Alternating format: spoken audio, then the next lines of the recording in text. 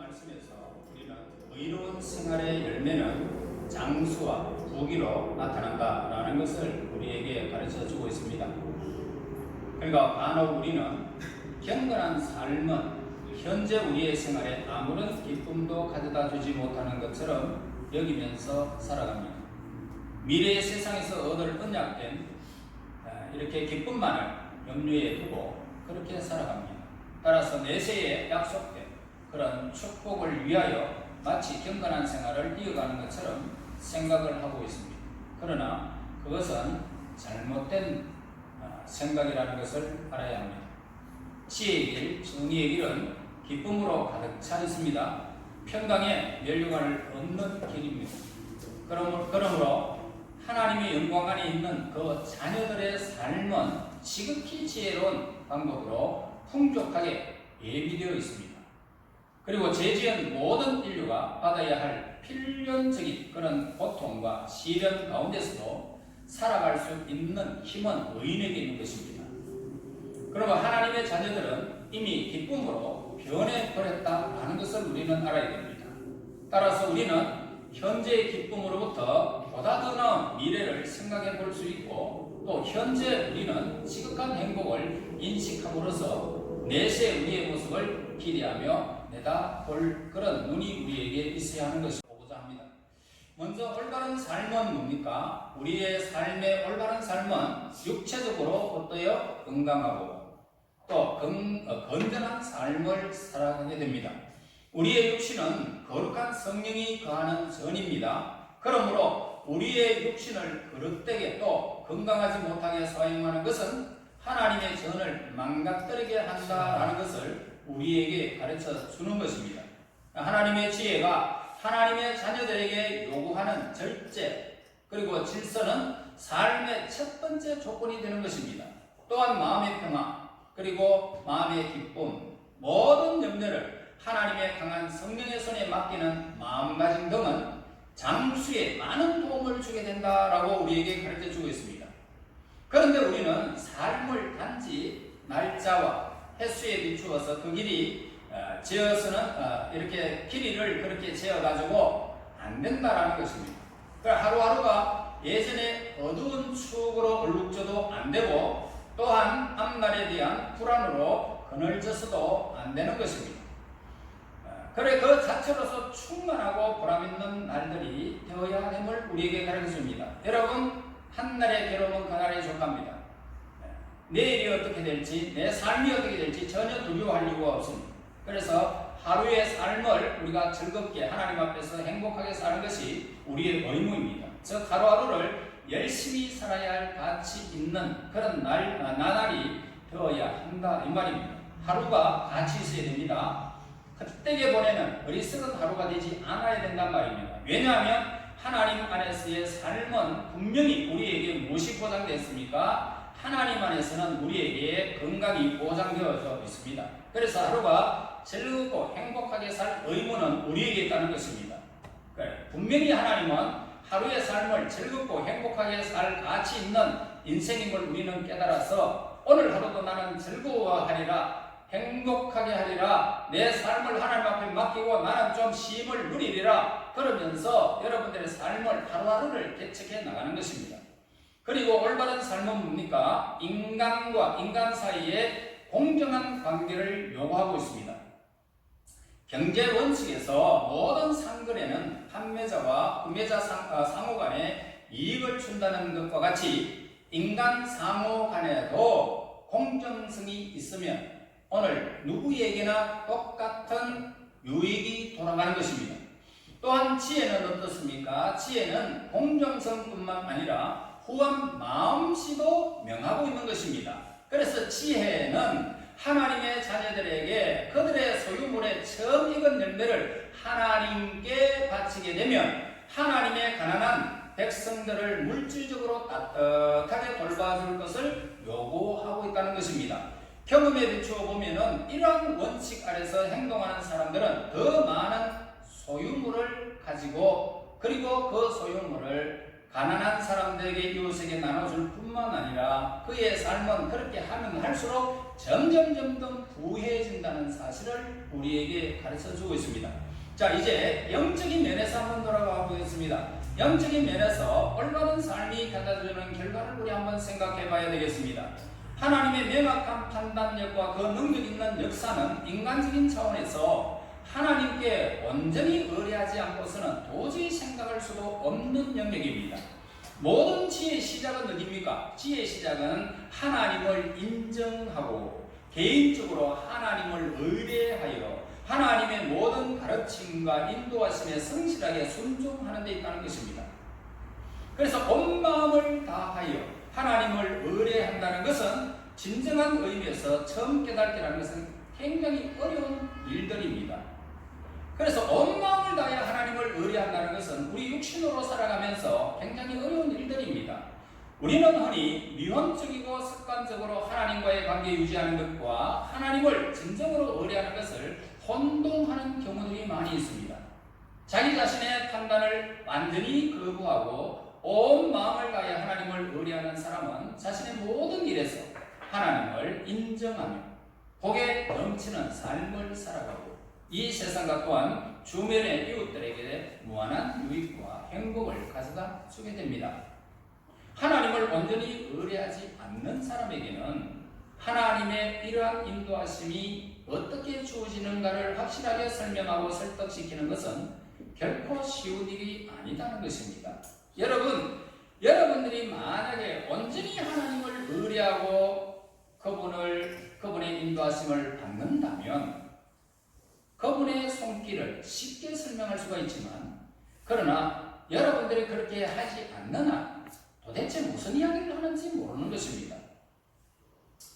몇 년의 시간을 거쳐 겸손하게 하나님을 의뢰하는 생활을 하고 난 뒤에 지난 날들을 우리 한번 되돌아보게 되면 성령의 인도하심이 얼마나 실제적이며 분명한 것이었다는 것을 놀랄 만큼 확실하게 여러분들의 삶에서 발견하게 될 것입니다. 그러므로 우리의 삶은 하나님에 의해서 계획된 것입니다. 뿐만 아닙니다. 하나님께서 그 계획을 우리의 의뢰하심을 불러일으키고 또한 면밀하고 개인적인 하나님과의 연합을 확고히 가지기 위하여 감추어 주셨다는 것을 우리는 그때 비로소 시간이 지나면서 발견하게 될 것입니다. 그러나 어떤 사람은 영적인 빛을 조심스럽게 생각합니다.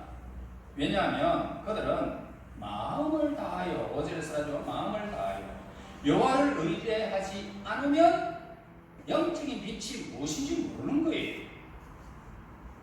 따라서 지혜는 뭡니까? 하나님에 대한 우리의 마음의 절대성을 요구하고 있고 끊임없이 새롭게 두려움 없이 망설이지 않고 우리의 마음을 하나님께 드릴 것을 요청하는 것입니다. 지혜가 가져다주는 외적인 열매 또한 위대하고 놀라운 것이지만은 그 모든 것의 본원이 되는 내적인 열매는 무엇보다도 더 위대한 것입니다. 지혜, 하나님의 지혜가 주는 최상의 복은 뭡니까? 우리로 하여금 하나님의 법도에 구체적이고도 실제적으로 순종하도록 인도한다는 것입니다. 지혜 있는 사람은요, 하나님께 실제적으로 순종하고요, 구체적인 법도에 우리가 하나님께 인도를 받는다. 이걸 깨달은 사람, 그렇게 행하는 일을 깨달으며 그 이 세상의 생명이신 하나님의 손에 이끌려 걸어간다는 것, 죽음이 존재하지 않는 무한한 사랑이신 그분의 품 안에서 아무런 두려움 없이 죽음에 가까워진다는 것이야말로 이 세상에 속한 좋은 고화와 보석들보다도 훨씬 더 값진 것임을 우리는 깨닫게 되는 것입니다. 이런 사람이 지혜 있는 사람입니다. 하나님께서는 모든 일에 있어서 우리의 온전한 심령을 하나님은 우리에게 원하고 계십니다. 온전한 심령. 그래서 성경에는 하나님을 따르는 거룩한 삶과 비밀과 그 원리와 그러한 삶이 가져다 주는 그런 풍성한 영적인 양식이 성경 안에는 무한정으로 들어져 있습니다. 그래서 영혼의 양식이라는 것은 모든 세상적인 의존물로부터 벗어나서 하나님과 하나 되어 하나님과 거룩한 교제를 맺음으로써 영원한 영적 양식을 공급받는 것을 의미하고 있는 것입니다. 그런데 사람들은 자신의 믿음을 실제적으로 적용하고 체험하는 일에 흔히 실패합니다. 그들에게는 세상적인 방편을 추구하고 그것에 의존하는 경향이 만연되어 있다는 것입니다. 그렇지만 하나님과 함께 하면 모든 것이 그 안에 다 있는데 실제적으로 사는 인생의 삶의 방편에서는 그것이 이해가 좀 안 된다. 그렇지만 이렇게 말합니다. 나도 이렇게 해야 되지 않느냐라고 합니다. 물론 해야지요. 그런데 우리가 꼭 필요한 것은 믿음을 실제적으로 내가 내 삶에 적용하고 체험하는 것이 가장 중요하다는 것입니다. 어떤 사람들은 강력한 심령을 맛본 후에 그것을 열렬한 신앙의 상태다라고 믿습니다. 그렇지만 이러한 경험을 하나님에 대한 거룩한 복종으로 연결시키지 못하는 경우가 허다하다는 것입니다. 나의 삶을 쳐서 하나님의 말씀에, 하나님의 계획에, 하나님의 섭리에, 하나님의 손길에 의지하는 사람은 그렇게 많지 않다는 것입니다. 그들은 자신의 신앙에 열정과 감동으로 가득 차 있으면 제약된 감정은 흔적조차도 가지고 있지 않는 것으로 그렇게 믿는 것입니다. 또한 그들은 자기 자신을 하나님의 다른 백성들보다 겸허하며 하나님 보시기에도 더 많은 미덕을 갖추었다라고 생각을 하고 있습니다. 이들은 교만과 독선적인 자기만족에 빠져 있는 사람들의 일부뿐입니다.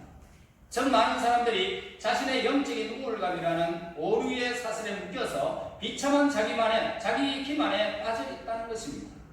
많은 사람들은 신앙의 모든 원리원칙을 믿고 또 그들은 자신의 특별한 믿음의 순수성과 확실성이 나에게 있다고 주장을 합니다. 실제로는 아무런 생명도 없는 껍데기일 뿐입니다. 신앙으로 받아들임으로써 자신을 기만하고 있을 뿐입니다. 따라서 그들이 신앙의 원리며 핵심인 것으로 받아들인 것들은 인간적인 사고의 추론에 지나지 않으므로 그들의 마음속에는 확신에 가득 찬 결과를 불러일으키지 못하는 것입니다. 그러므로 우리를 하나님과 연합되지 못하게 하고 또 하나님께 복종하게 하지 않는 것은 그 무엇도 진실되고 올바른 것일 수 없다는 것입니다. 다시 말합니다. 이 세상에서 우리가 살아가는 날 동안 이 세상과 연접하고 가까이 내 삶을 세상에 연결시켜서 그렇게 하나님께서 이런 영역을 이렇게 주셨기 때문에 내가 그렇게 하고 있다라고 하지만 하나님께 완전한 복종이 있지 아니하며 그에게는 올바른 진실이라고 말할 수가 없는 것입니다. 다시 말해서 이러한 것은 믿음이 될 수가 없다는 것입니다. 그리고 신앙의 의식과 모든 매개 수단이 헛된 것일 수도 있다는 것입니다. 우리의 기도가 하나님에 대한 한결같은 믿음과 의뢰하는 마음을 동반하지 않는다면 그 기도는 무익하게 된다는 것입니다. 자, 우리에게 주어진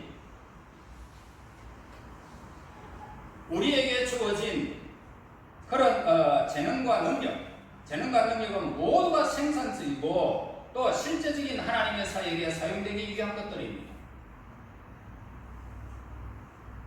그러므로 신앙은 뭡니까? 모든 참된 성도들에게 있어서 그들이 무엇을 하든 어디로 가든 간에 가슴 속에 하나님의 살아있는 에너지로서 통제자이며 인도자로서 우리의 위안을 주는 존재이자 도와주는 존재로서 끊임없이 역할을 할 수 있어야만 그것이 신앙이 살아있는 신앙이 되는 것입니다. 그런데 신앙은 뭡니까? 특별한 명상과 헌신의 경우에만 하나님의 뜻에 의뢰하는 것이 아니라 일상적인 생활 속에서 하나님의 섭리와 하나님의 지혜와 하나님의 선하심과 다스리심에 대해서 변함없이 지속적으로 의뢰하고 믿는 것이 바로 신앙입니다. 그래서 하나님은 만물 위에 존재하시면서 모든 것을 초월하시고 뿐만 아니라 동시에 모든 것을 주관하시는 분이십니다. 따라서 자기 자신의 명철에 의존하지 않고 모든 일에 하나님의 뜻과 하나님의 말씀을 따라서 준비되어 있는 사람들에게는 하나님은 영원한 인도자가 되시는 것입니다. 절대적으로 하나님의 거룩하신 보호에 자신을 맡기는 사람에게는 하나님과의 신비로운 교제가 이루어지는 것입니다. 하나님의 보호하심과 은밀한 승리 그리고 인도의 손길이 언제나 그의 안전을 위해서 가까이에서 늘 역사하고 계시는 놀라운 사건을 하나님의 사람들, 하나님을 의뢰하는 사람들에게 나타나게 되는 것입니다. 또한 소망은 무엇에 대한 믿음과 의뢰 그리고 신뢰에 공감되는 것들입니다. 우리가 의뢰할 수 있는 대상이 하나님 이외에 그 무엇이 있을까? 이 말입니다. 무엇이 있을까? 행운과 피해, 세상의 부유함, 그리고 권력, 인간의 능력, 신중함, 애견, 성실성 등에 의존할 수 있겠느냐? 자, 이 세상에는 하나님의 섭리와 그 뜻 이외에 우리가 의존할 수 있는 대상이란 없다라는 것을 우리는 알아야 됩니다. 그러므로 하나님께 의뢰하는 우리의 마음가짐은 이지적인 것이어야 된다는 것입니다. 이지적인 것이 뭡니까? 이성과 지혜로서 판단하고 행동하는 것을 말하고 있습니다. 하나님을 의뢰하는 우리의 마음가짐, 지혜로서 판단하고 행동을 해야 된다는 말이에요. 우리는요, 하나님께서 우리에게 약속하신 것이 과연 무엇이며 우리가 하나님께 무엇을 기대해야 하는가를 알아야 합니다. 그래야 우리가 하나님을 기쁘시게 할 수 있지 않겠습니까? 하나님께서는 우리에게 절대적이고 무조건적인 물질의 복을 주시지는 않습니다. 건강도 마찬가지입니다. 자녀도 마찬가지입니다. 우리의 약속되어 있는 것은 바로 마음의 평화와 만족을 우리 하나님은 지금 여러분들에게 공급하시기를 원하고 있습니다. 무엇을요? 마음의 평화, 마음의 만족, 이걸 하나님이 먼저 여러분들에게 주기를 원하고 계십니다. 정신적으로 만족한 사람은 그 삶이 어떻습니까? 정신적으로 만족하면 그 삶도 행복한 것입니다. 그러니까 하나님께 의뢰하는 마음가짐에는 순종이 뒤따라야 되고 진지하고도 확고한 목적의식과 하나님을 기쁘시게 하는 일을 행하려는 순수한 열의가 수반되는 것, 이것입니다. 하나님을 의뢰하는 것은 순종, 진지함, 목적의식이 분명하고 하나님을 기쁘시게 하는 일을 행하려는 순수한 열의가 수반되는 것이 하나님을 의뢰한다는 단어 속에 포함되는 것입니다. 또한 하나님께 대한 의뢰는 그분의 선하심과 하나님과 우리와의 관계는 하나님의 약속에 기반을 두고 있는 것입니다. 부도덕한 자에게는 하나님께 대한 의뢰라는 것은 흉내낼 수도 없는 것입니다. 그러니까 하나님을 섬기고 공경하지 않는 자들은 하나님을 믿지 않는다는 것입니다. 그들은 하나님을 두려워하는지는 모르지만 하나님을 사랑하지 않는다. 하나님을 두려워하기는 하지만 하나님을 사랑하지 않는다는 겁니다. 하나님께 순종할 때 거기에는 자연스럽게 그분에 대한 진실한 의뢰가 뒤따르게 된다는 것입니다. 그러니까 하나님께 의뢰할 때는 하나님께 우리에게 복을 청하는 기도의 마음을 뒤따르게 됩니다. 하나님, 나에게 복을 내려주세요. 하나님을 의뢰하는 자에게는 반드시 이 기도가 있습니다. 그래서 하나님에 대한 이 의뢰는 이 세상에서 우리에게 주어진 일을 성실하게, 진중하게 행하는 태도가 부합되어 있다는 것입니다. 그러니까 하나님을 의뢰하면 이 세상에서도 모든 일들을 슬기롭게, 지혜롭게 감당할 수 있다는 것입니다. 그리고 하나님께 대한 의뢰는 지나친 근심과 헛된 욕심과 까다로운 성격과 불만의 상태는 사라집니다. 모든 일이 하나님의 뜻에 따라 이루어질 것을 굳게 믿는 사람이라면 이처럼 혼란된 격정의 노예가 된 채 살아가지 않는다 이 말입니다.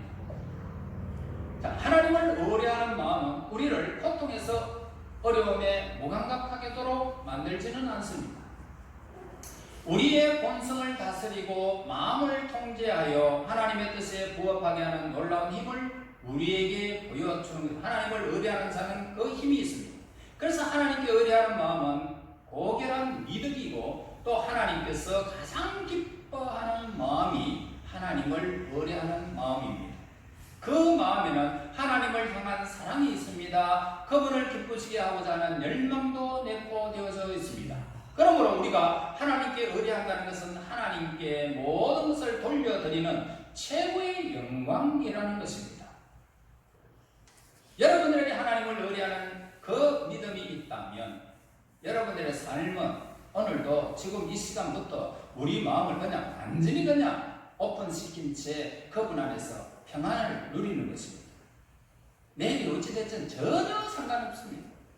어린아이들 보세요. 내일 학교 갈지 안 갈지 내일 축제 있든지 말든지 그건 무슨 소용이 있습니까? 막 그냥 오늘에 즐거워하고 있지 않습니까?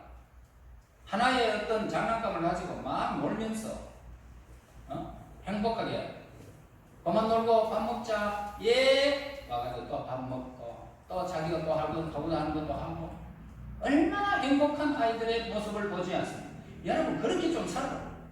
그렇게 좀 살으세요. 하나님 앞에서 내일 염려 전혀 하지 마세요. 자기 자신의 지혜와 마음이 원하는 바를 따르는 것은 가장 위험한 것입니다. 내 마음이 원하는 것을 하면 할수록 점점 내 마음이 막 자꾸 어두워집니다. 기쁨이 사라집니다. 하나님을 믿고자 하는 마음도 사라지는 것입니다. 그러므로 내 마음이 원하는 대로 해서 안 된다. 위험한 일입니다. 왜냐하면 인간의 충고와 조언은 실패할 가능성이 너무너무 많기 때문입니다. 또한 우리 마음조차 우리 자신을 기만할 가능성이 많기 때문입니다. 6절에서 우리가 하나님을 인정하면 우리에게를 지도하시리라는 약속이 주어졌습니다. 자, 이 길이 가장 안전한 길임을 우리에게 가르쳐주고 있습니다. 하나님을 인정하는 것. 그것이 우리에게 가장 안전한 길입니다. 우리들 자신의 무지함과 짧은 안목으로는 우리 자신의 길을 스스로 이끌어갈 수 있는 힘이 우리 인간에게는 없습니다. 우리에게는 없어요. 우리가 우리의 모든 길을 하나님의 손에 넘겨드리지 않는다면 하나님께서 우리의 길을 지도하는 것은 전혀 불가능한 일이라는 것입니다. 아이들이 엄마의 손을 잡지 않으면 고아가 됩니다. 잘못하면 영 떨어질 수가 있어요. 시장통에 가서 옛날 난리가 났을 때 6.25 사변 때 그때 엄마 손을 놓쳐가지고 이산가족 된 사람 얼마나 많습니까? 여러분 이 땅에 살아가면서 하나님의 손길에 우리의 삶을 다 넘겨드리지 않는다면 하나님께서 우리의 길을 지도하지 않는다는 것입니다. 엄마의 손을 놓쳐버리면 엄마가 그의 자식들의 앞날을 그렇게 지도하지 못하는 것입니다. 그러므로 믿음과 의뢰는 이러한 성취를 위해서 필요 조건입니다. 그러므로 하나님께서 인도하시는 길에 최종국에는 영광스러운 승리가 우리에게 있을 뿐이라는 것입니다. 하나님을 의뢰하는 자는 복이 있습니다. 하나님을 의뢰하고 모든 것을 맡기고 그분 앞에서 평안을 누리는 것이 하나님이 원하시는 마음입니다. 하나님을 의뢰하여 영광스러운 내일의 승리의 주인공들이 되시기를 예수님 이름으로 축원합니다. 하나님 은혜 감사합니다. 하나님을 의뢰하고 내 자신을 의뢰하지 않는 우리 하나님의 지혜로운 사람들이 되기에 간절히 원합니다. 하나님 이 땅에 주어진 귀한 삶을 하나님을 의뢰하며 하나님을 신뢰하며 하나님께 순종하며 살아서 이 땅의 삶의 모든 필요한 조건들을 온전히 성취하여 전국의 영광스러운 승리가 우리 하나님의 백성들에게 있게 도와주시옵소서. 예수님 이름으로 기도하옵나이다. 아멘.